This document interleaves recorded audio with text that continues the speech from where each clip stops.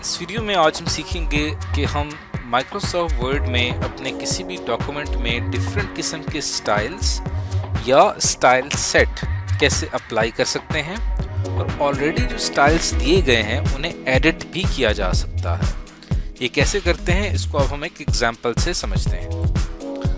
इसके अंदर हम सीखेंगे कि अगर आपने MS वर्ड में तमाम फॉर्मेटिंग जो आपने की हुई है अगर आप उसको क्लियर करना चाहें तो आप किस तरह से करेंगे। यानी जितने भी स्टाइल्स आपने सेलेक्ट किए हैं अपने टेक्स्ट के लिए उन तमाम को वो क्लियर कर देगा।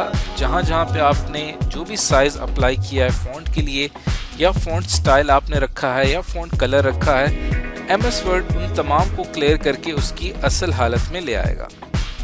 दूसरा जो हमने कॉन्सेप्ट सीखना है वो है फॉर्मेट पेंटर का, और तीसरा है कि आप स्टाइल्स ऐड कैसे कर सकते हैं और उनको मॉडिफाई कैसे किया जा सकता है। आखिर में हम डिफरेंट स्टाइल सेट्स के बारे में देखेंगे। ये चारों चीज़ें सीखने के लिए हम चलते हैं अपनी एग्जाम्पल की तरफ। ये हमारे पास एक एग्जाम्पल है जिसमें हमने एक होटल से मुतालिक एक डॉक्यूमेंट तैयार किया है। अब इसके अंदर एक ख़ास फॉर्मेटिंग सेट की गई है। जो भी टेक्स्ट आपको लिखा गया है नज़र आ रहा है। अब अगर आप यहाँ पे फॉर एग्जांपल एक टेक्स्ट यहाँ पे मैं सेलेक्ट करता हूँ और इसको सेलेक्ट करने के बाद यहाँ पे आपको एक ऑप्शन नज़र आ रहा है क्लियर ऑल फॉर्मेटिंग का। ये क्या करेगा, जितनी भी फॉर्मेटिंग इस टेक्स्ट के ऊपर अप्लाई हुई भी होगी ये उसको क्लियर कर देगा। देखिए जैसे मैंने इसको क्लियर किया तो जो भी फॉर्मेटिंग हमने इस पर अप्लाई की थी वो इसको क्लियर कर दी। इसी तरह यहाँ पे जो हमारे पास ये टेक्स्ट लिखा हुआ है इसकी फॉर्मेटिंग अगर मैं क्लियर करता हूँ तो देखिए उसका साइज़ भी छोटा हो गया, कलर भी चेंज हो गया और आपके सामने वो उस हालत में आया जिस हालत में ये स्टार्ट में ओरिजिनल स्टेट में था। क्योंकि जिस वक्त आप माइक्रोसॉफ्ट वर्ड ओपन करते हैं उस वक्त जो आप टेक्स्ट लिख रहे होते हैं वो आपकी एक डिफ़ॉल्ट सेटिंग होती है, डिफ़ॉल्ट फॉर्मेटिंग होती है। तो क्लियर फॉर्मेटिंग से ये आपको डिफ़ॉल्ट फॉर्मेटिंग की तरफ ले आएगा। तो ये आपके पास एक ऑप्शन है जिसकी मदद से आप फॉर्मेटिंग क्लियर करवा सकते हैं। अब ये आप क्यों करते हैं, इसकी रीज़न ये होती है कि अक्सर औकात आपको अपनी फॉर्मेटिंग ठीक नहीं लग रही होती और आप फिर से वही ओरिजिनल जो उसकी हालत उस पर जाना चाहते हैं तो आप इस ऑप्शन का इस्तेमाल कर सकते हैं। तो अगर मैं इसको वापस अंडू करना चाहता हूँ तो अपने कीबोर्ड से Ctrl+Z प्रेस करेंगे तो देखें ये वापस उसी हालत में आ गया। अब जो दूसरी चीज़ हमने सीखनी है वो है फॉर्मेट पेंटर।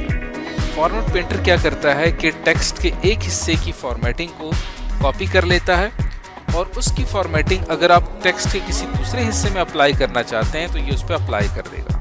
अब आप देखेंगे यहाँ पे जो ये वाला टेक्स्ट है, ये टेक्स्ट जो हमने यहाँ पे लिखा हुआ है इसकी अपनी एक फॉर्मेटिंग है। यहाँ पे इस टेक्स्ट पे मेरा कर्सर मौजूद है और यहाँ पे मैं क्लिक करता हूँ फॉर्मेट पेंटर के ऊपर। इसकी शॉर्टकट की भी आपको नज़र आ रही होगी Ctrl+Shift+C या Ctrl+Shift+V, और उसके बाद मैं इसके ऊपर सेलेक्ट करता हूँ और अब इसने क्या किया है कि इसकी फॉर्मेटिंग इसने वो कर ली है। अब अगर मैं इसको जिस भी टेक्स्ट के ऊपर अप्लाई करूँगा वो फॉर्मेटिंग जो इसकी फॉर्मेटिंग थी वो कॉपी होके इस पे अप्लाई हो जाएगी। इसी तरह अगर मैं इसके ऊपर अपना कर्सर लेके आता हूँ और इसकी मैं फॉर्मेटिंग मैंने कॉपी कर ली है, अब मैं इसको कहीं पे भी किसी भी टेक्स्ट पे अप्लाई करूँगा तो देखें ये उसके ऊपर अप्लाई हो जाएगी और बिल्कुल उसी शक्ल में आपके सामने टेक्स्ट डिस्प्ले होगा जो उसकी ओरिजिनल फॉर्मेटिंग थी। मैंने यहाँ से फॉर्मेटिंग कॉपी की थी, वही फॉर्मेटिंग, वही कलर, वही साइज़, वही फॉन्ट स्टाइल वो यहाँ पे कॉपी होगा। तो आपको ये नहीं सर्च करना पड़ेगा कि आपने फॉर एग्जांपल अगर इसको भी आपने इसी सेम साइज़ का करना है तो पहले इसका साइज़ देखना पड़ेगा, फिर आपको उसका फ़ॉन्ट देखना पड़ेगा, फिर आपको फ़ॉन्ट स्टाइल देखना पड़ेगा। ये तमाम चीज़ें चेक करने के बजाय सिंपल आप इसके ऊपर क्लिक करें, इसकी फॉर्मेटिंग को यहाँ से फॉर्मेट पेंटर से कॉपी करें और जहाँ भी अप्लाई करना हो वहाँ अप्लाई कर दें तो ये अप्लाई हो जाएगा। तो ये हमारा बहुत इंटरेस्टिंग कॉन्सेप्ट है फॉर्मेट पेंटर का। अब बात करते हैं ऐड एंड मॉडिफाई स्टाइल्स की। हमारे पास डिफरेंट जब भी हम कोई डॉक्यूमेंट तैयार करते हैं तो हमारे पास होम टैब में यहाँ पे स्टाइल्स का एक सेक्शन होता है। इसके ऊपर मैं क्लिक करता हूँ तो हमारे पास यहाँ पे एक सबसे पहला जो स्टाइल स्टार्ट होता है वो एक नॉर्मल स्टाइल है जिसमें हमारी हेडिंग्स जो होती हैं वो एक नॉर्मल साइज़ में डिस्प्ले होती हैं और उन हेडिंग्स के नीचे जो टेक्स्ट लिखा होता है वो भी एक नॉर्मल साइज़ में आपको डिस्प्ले होता है। तो आप देखें कि ये हमारा कंप्लीट डॉक्यूमेंट है जहाँ पे आपको डिफरेंट हेडिंग्स भी नज़र आ रही हैं जो कि हमने यहाँ पे रखी हुई हैं। लेकिन अगर यहाँ पे आप कोई और स्टाइल चूज करते हैं, जैसे कि मैं यहाँ पे ये एक स्टाइल चूज करता हूँ। अब आप देखें इस स्टाइल को चूज करने से ओवरऑल मेरे डॉक्यूमेंट पे क्या असर पड़ रहा है कि आपके पास जो टाइटल के नीचे वाला जो एरिया है ये इटैलिक शो कर रहा है, और ये चीज़ आप थ्रू आउट द डॉक्यूमेंट अपने इस डॉक्यूमेंट में देख सकते हैं। इसी तरह अगर आप इसका स्टाइल जो है वो ये रखना चाहते हैं, इसमें देखें टाइटल जो है वो बहुत ही ज़्यादा बड़ा दिखाई देगा। इसके ऊपर मैंने क्लिक किया, देखिए आपका जो टाइटल टेक्स्ट है वो काफ़ी ज़्यादा बड़ा दिखाई दे रहा है। इसी तरह यहाँ पे अगर मैं इसको सेलेक्ट करता हूँ तो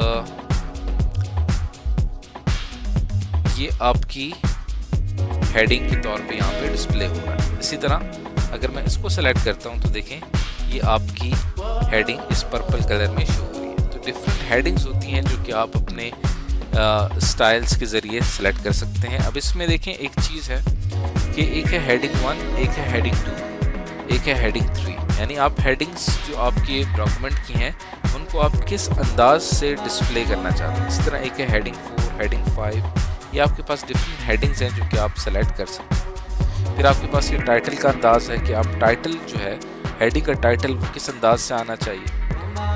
और इसी तरह अगर आप चाहते हैं कि आपका जो टाइटल है वो एक सब टाइटल के अंदाज में शुरू हो, वो भी आप यहाँ से कर सकते हैं। तो ये डिफरेंट यहाँ पे है। फॉर एग्जांपल यहाँ पे मैं हेडिंग 2 सेलेक्ट करता हूँ तो अब मुझे यहाँ पे हेडिंग 2 का जो अंदाज़ है वो यहाँ पे नज़र आ रहा है, लेकिन यहाँ पे जो ग्रे कलर है ये मुझे पसंद नहीं है। तो फिर आप क्या करेंगे, इसके ऊपर राइट क्लिक करके इसको आप मॉडिफाई कर सकते हैं। मॉडिफाई में क्या कर सकते हैं, तो आप इसका नाम चेंज कर सकते हैं। ये जो आपके पास स्टाइल सेट है इसका नाम क्या होना चाहिए, आप इसको कर सकते हैं माय हेडिंग स्टाइल।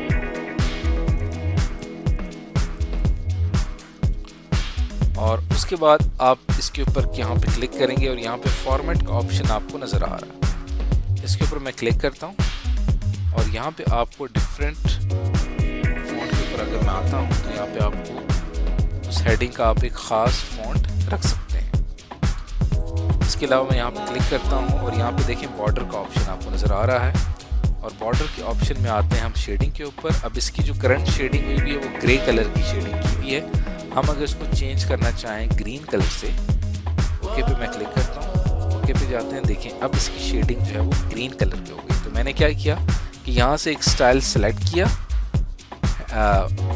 और उसके बाद इसका नाम मैंने रखा माय हेडिंग स्टाइल, और इसमें ग्रे कलर को एडिट करके मैंने ग्रीन कलर कर दिया। तो आपको एग्जाम में ये कहा जा सकता है कि आपने अपने पूरे डॉक्यूमेंट में एक ख़ास स्टाइल सेलेक्ट करना है और उस ख़ास स्टाइल में आपने उसमें कोई स्पेसिफिक एडिटिंग करनी होगी। जैसे मैंने यहाँ पे इसका जो बैकग्राउंड कलर था वो ग्रे से ग्रीन में कन्वर्ट कर दिया। तो आप इस पर राइट क्लिक करके मॉडिफाई के सेक्शन में जाके आप ये कर सकते हैं। तो ये हमारे पास क्या है, ये तमाम के तमाम स्टाइल सेट हैं जिनको हम एडिट और मॉडिफाई कर सकते हैं अपने उसमें।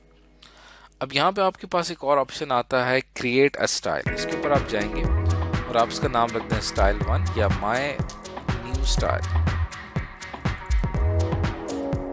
और उसके बाद आप ओके के ऊपर क्लिक करें। तो ये आपका जितना भी स्टाइल होगा वो कॉपी हो जाएगा माय न्यू स्टाइल के नाम से, जो कि आपके इस पूरे डॉक्यूमेंट पे अप्लाई होगा।